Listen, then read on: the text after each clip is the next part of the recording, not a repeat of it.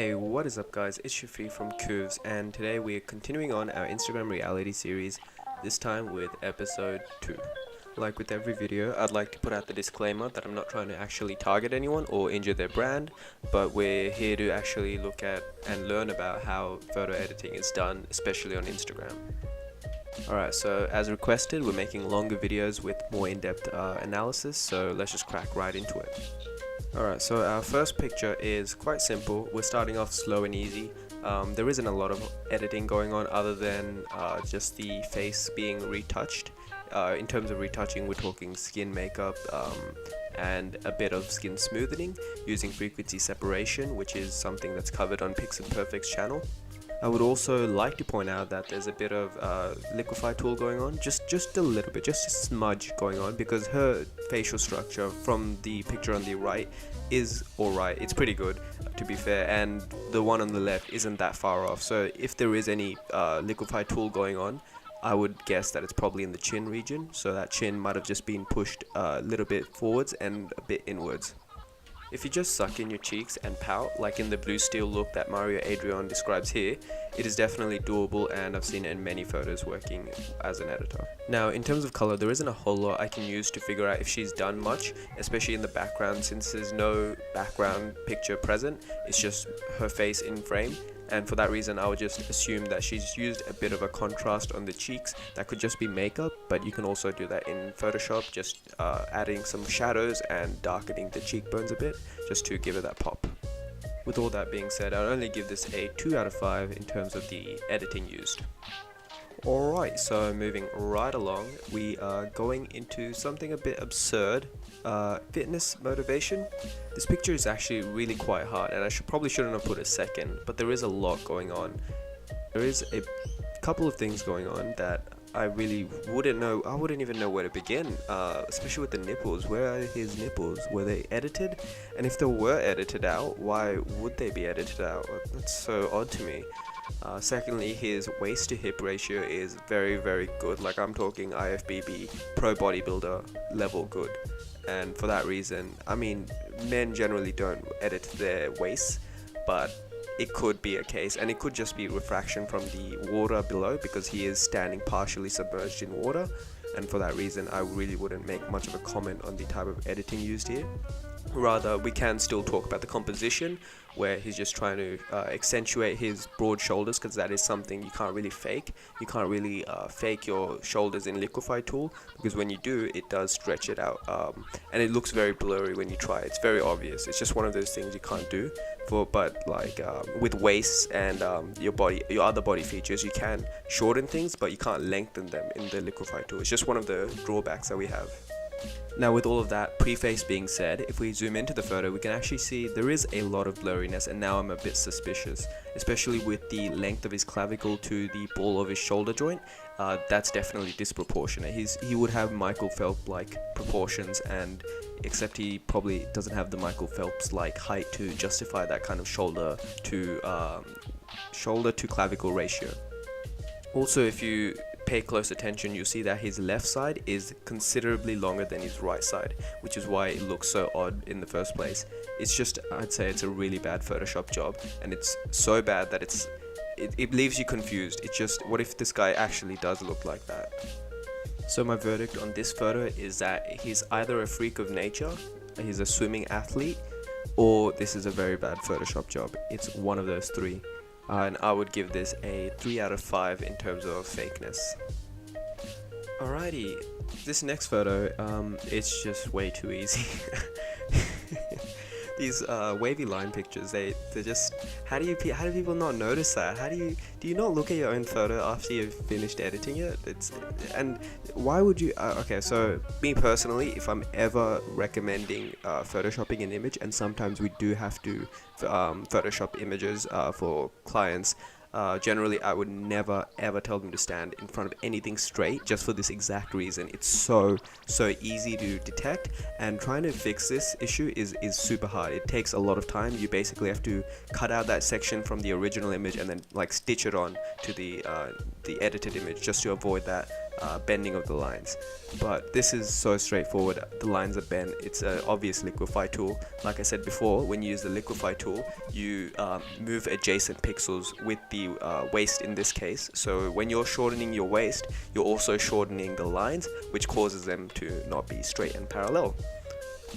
So this next one is from Beauty Faults. I think most of you know about Beauty Faults. It's an Instagram page that showcases basically what we're doing here, and my only criticism of Beauty Faults is that sometimes they do misrepresent images. Sometimes when images aren't even edited, like the one I'm going to tell you about now, they do try to just pick out the worst photo and the best photo of someone and try to basically shame them into suggesting something, or like just being implicit and not being too straightforward and honest about how they're going about getting these photos.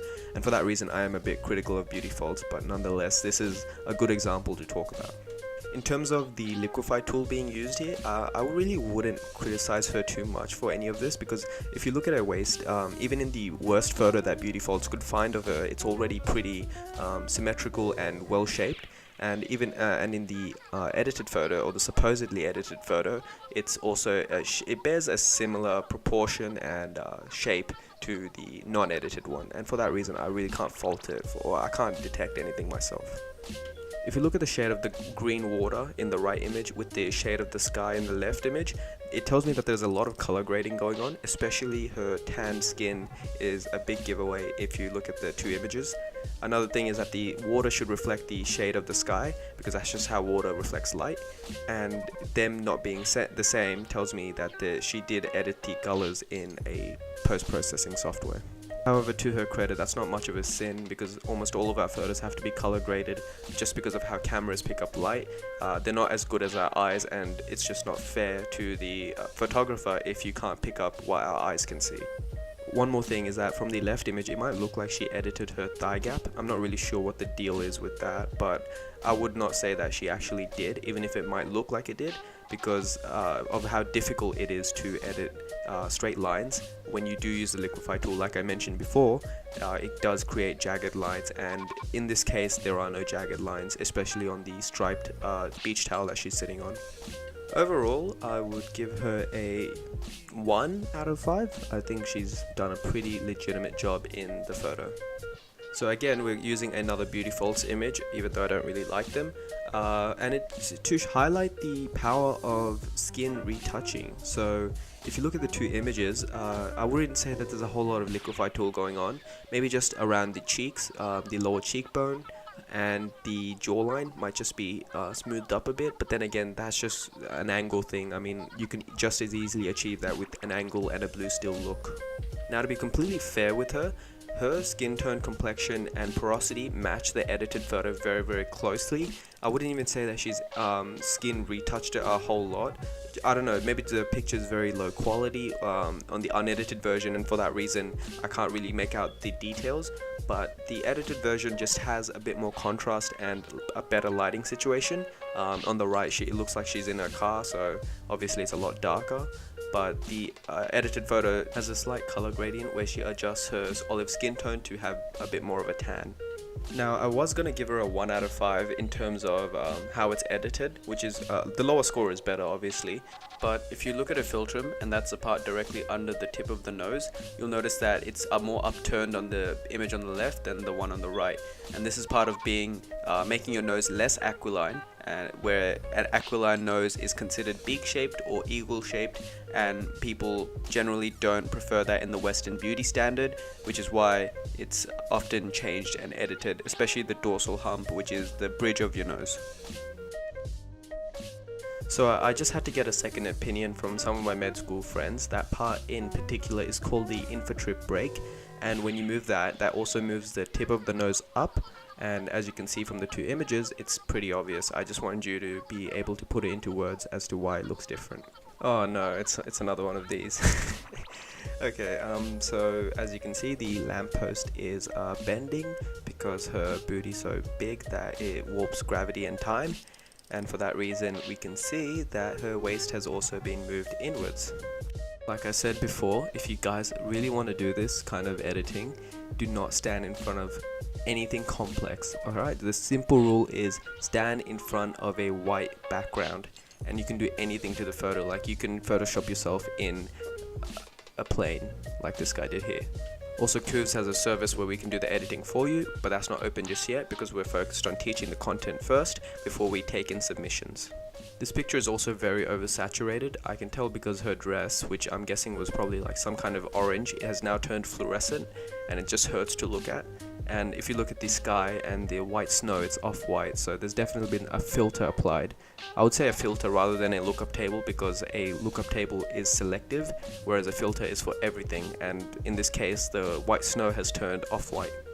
Righto. So that was the last picture of today. I really enjoy making these videos because it just lets me talk about all these concepts that you learn about in like art school and other places, and you don't really get to talk about in a accessible way. I don't really get to teach it to very many people because it's not something you really think about until it's pointed out to you. So that's the goal of this series. I'm trying to point things out that you don't really think about, and I'm training your eye to pick these things out as you learn about it yourself.